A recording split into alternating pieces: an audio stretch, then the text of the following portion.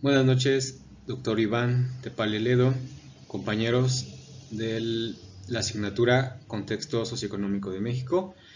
Me presento, mi nombre es Oscar Efraín Nanco Colula. En esta ocasión les voy a hablar sobre política de Estado en ciencia y tecnología, un análisis sobre el impacto socioeconómico en la salud nutricional y soberanía alimentaria en México a partir de la implementación del modelo neoliberal de los 90 hasta la fecha.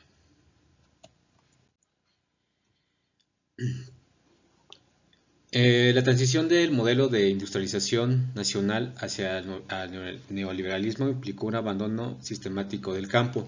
Bueno, para esto hay que hablar un poco sobre este modelo de industrialización nacional, en donde se dejó de importar para fortalecer las industrias nacionales, principalmente las alimenticias, manufactureras, y que el país fuese el principal productor de ellas, ¿no? Bueno, esto desencadena posteriormente en una crisis y en la necesidad de que México se incorpore al modelo neoliberal, que trajo consigo esta adopción de este modelo, pues la desmantelación institucional, es decir, se privatizan todos los organismos nacionales de almacenamiento de semillas, vulnera al productor. El 80% de las unidades cayeron en infrasubsistemas, es decir, bueno, como el nombre lo indica, pasaron a ser entes o organismos, bueno, empresas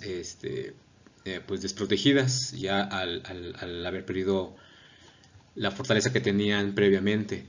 Dependencia externa, la alimentación nacional queda sujeta a los precios y a la volatilidad de estos mismos porque bueno, se trata de un entorno internacional en el cual no regula México y queda a expensas precisamente de dicha fluctuación de esos precios.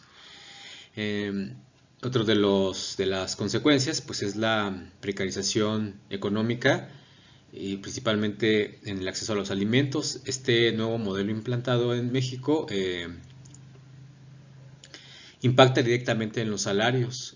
Los salarios manufactureros de 2004 equivalen a solo el 70% de 1980, es decir, 24 años después el 30% del poder adquisitivo disminuyó considerablemente, obviamente traduciéndose pues, en el aumento de pobreza y miseria. Lo que mencionaba, se erosiona el poder adquisitivo, se reduce 30% el poder adquisitivo de la población mexicana. Eso también se traduce en una decisión de consumo forzada. Al haber menos ingresos familiares, esas tienen que sustituir la compra de alimentos frescos por ultraprocesados, obviamente más económicos, pero con un alto costo en la salud, que mencionaremos más adelante.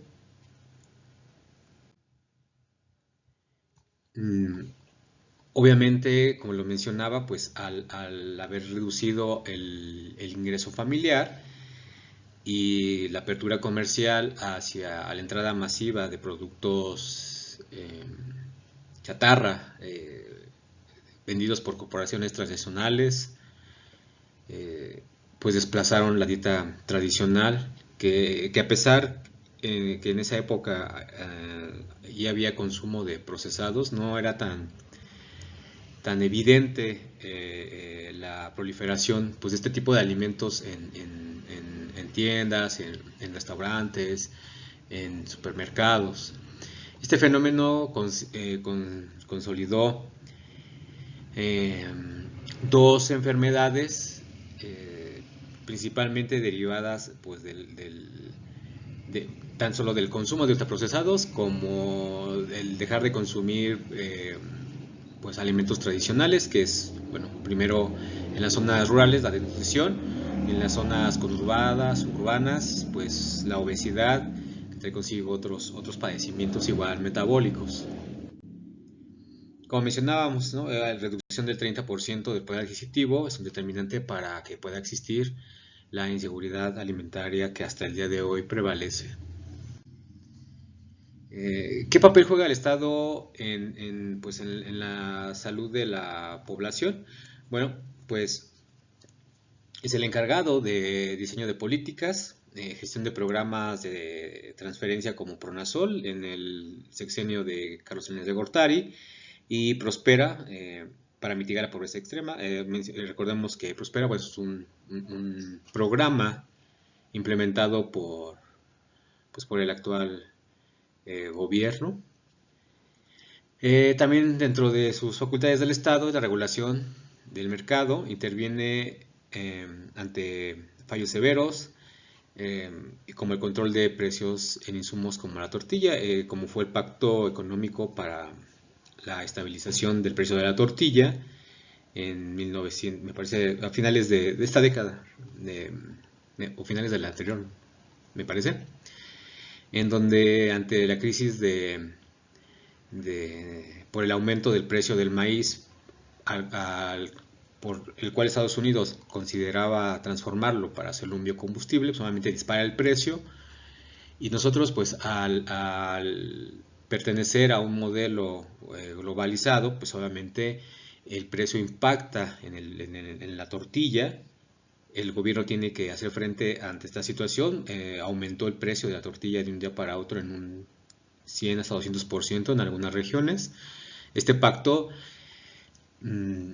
disminuyó el precio, bueno, aunque hubo un aumento de precio, lo mantuvo estable en 8.50 y se permitió que en los supermercados estuviera en 6 pesos, aunque pues, era una tortilla hecha con una parte con maíz y otra con harina.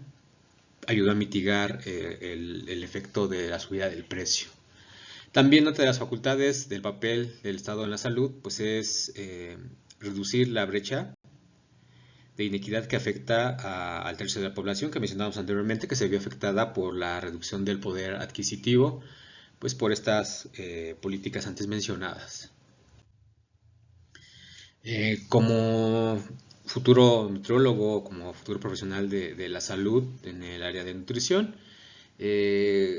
podemos intervenir en ciertos puntos, como por ejemplo enfocarnos en promover un consumo local, vincular a los pequeños productores con los mercados urbanos para garantizar que los alimentos son frescos, biológicamente diversos y hasta cierto punto pues garantizar que es un precio justo, equitativo el que se tiene que pagar por dichos alimentos.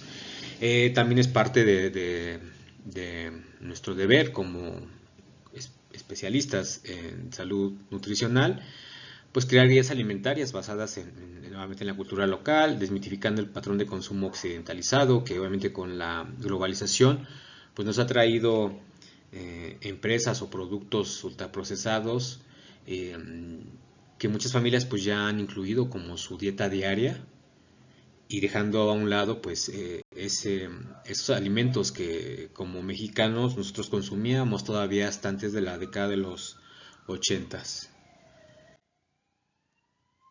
También es parte de nuestra responsabilidad como futuros nutrólogos fomentar circuitos cortos de comercialización y consumos de temporada, nuevamente eh, hacer conciencia a nuestros pacientes de la importancia de consumir productos locales y de temporada.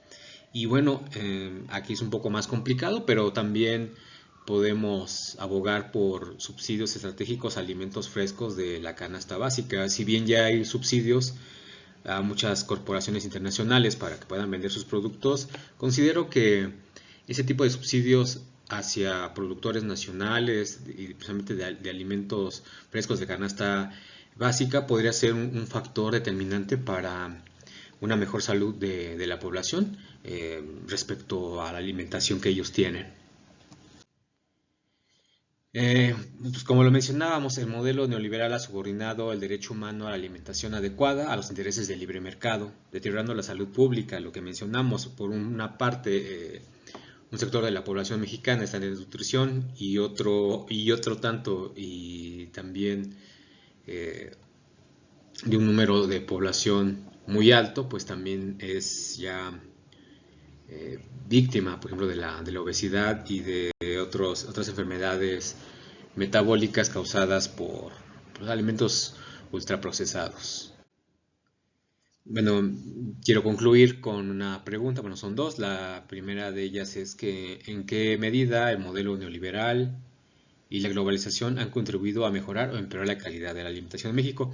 Bueno, a partir de las lecturas que hemos realizado, que yo realicé, pues no encontré realmente mejoras, sí encontré puntos que ya había mencionado sobre cómo se ha diezmado la nutrición y principalmente la salud de los mexicanos.